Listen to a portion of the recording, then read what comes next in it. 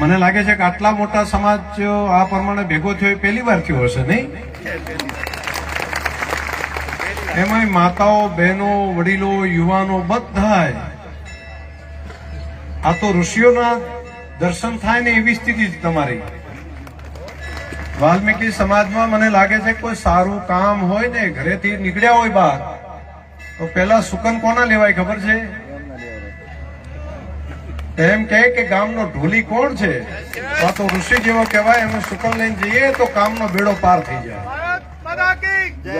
તો તમે સુકનવંતા છો. સનાતન પરંપરાની અંદર, સનાતન ધર્મની અંદર તમારું સુકન સાથે કોઈ આગળ વધે એનું કામ વર્ષોથી, સદીઓથી આપણા સંતોએ નક્કી કર્યું કે ભાઈ આ ઋષિ છે અને એમના દર્શન કરીને નીકળો એટલે કામ.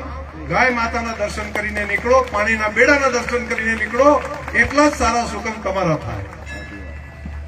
અને એવો પવિત્ર સમાજ, એમાં માતાઓ, બહેનો સહિત તમે અહીંયા ઉપસ્થિત છો. આ બાપજી જ કરી શકે. હો બાપજી, આ રીતે બધાને ભેગા કરવા બહુ અઘરું કામ છે.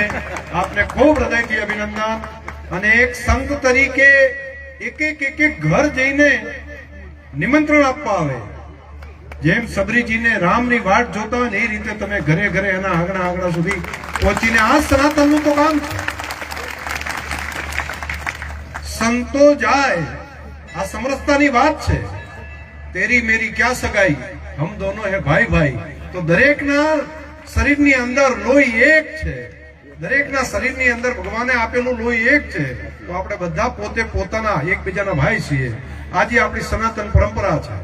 અને એના ભાગ રૂપે એક સંત જયારે બહાર નીકળે અને આખા જિલ્લામાં ખોરડે ખોરડે ફરે, ઝૂંપડે ફરે અને ત્યાં જઈને જાતે દર્શન કરવા માટે, બાકી લોકો અહીંયા આવે પણ અહીંયા સંતો દર્શન દેવા માટે ત્યાં જાય.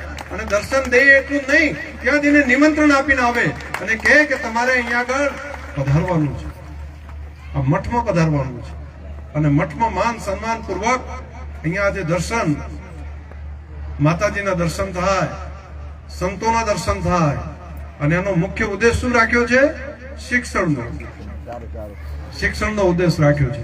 બાપજી, આ શિક્ષણના કામમાં હું આપની સાથે.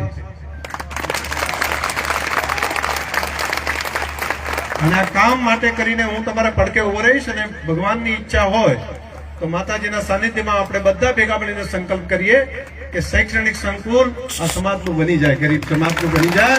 અને એના દીકરા દીકરી એ ભણતા થાય. એના માટે જે કંઈ હશે ભેગા રહીને તમે મને આદેશ કરજો, આપણે કરશું, સાથે રહીને કરશું. શુભમગીરી બાપુ આદેશ કરે, આપ આદેશ કરો, આપણે ભેગા મળીને આ કામને આગળ વધારશું. સરકારમાં હોય, બીજે હોય, જેને પણ કહેવું હશે અમે કરશું. પરંતુ આ મિશન માત્ર બાપજીનું નહીં રહે એકલાનું. મારું પણ મિશન આજથી કહું છું કે આ કામ માટે, શિક્ષણના કામ માટે હું સાથે રહીશ. આ સમાજના શિક્ષણના કામ માટે હું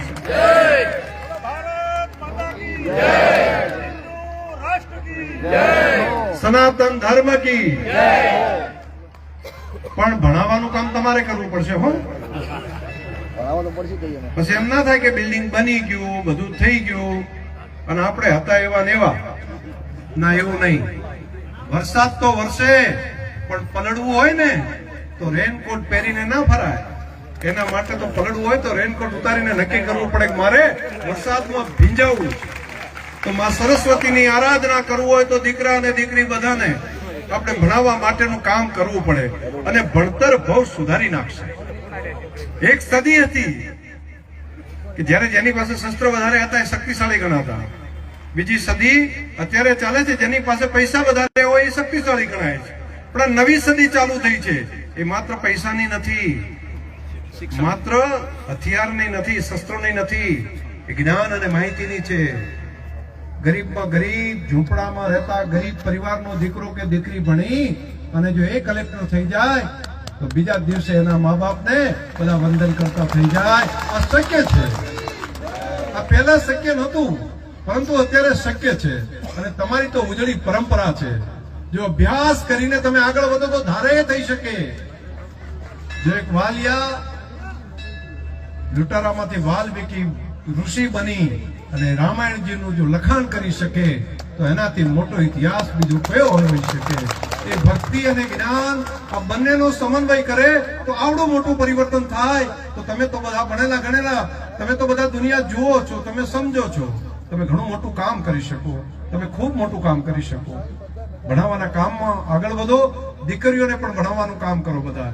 અને હવે તો મને આટલા મોટા સંખ્યામાં મારા થરાદ અને રા તાલુકામાંથી પણ ઘણા બધા આયા. મેં જોયા, હું તો ખૂબ રાજી થઈ ગયો અહીંયા આગળ જોઈને બધાને, કે અહીંયા દિયોદર છે, બાબર હોય, વાવ હોય, આપણું ધરણીધર હોય, લાખણી હોય, અહીંથી ડીસા હોય, ધાનેરા હોય, બધા તાલુકાઓ છે.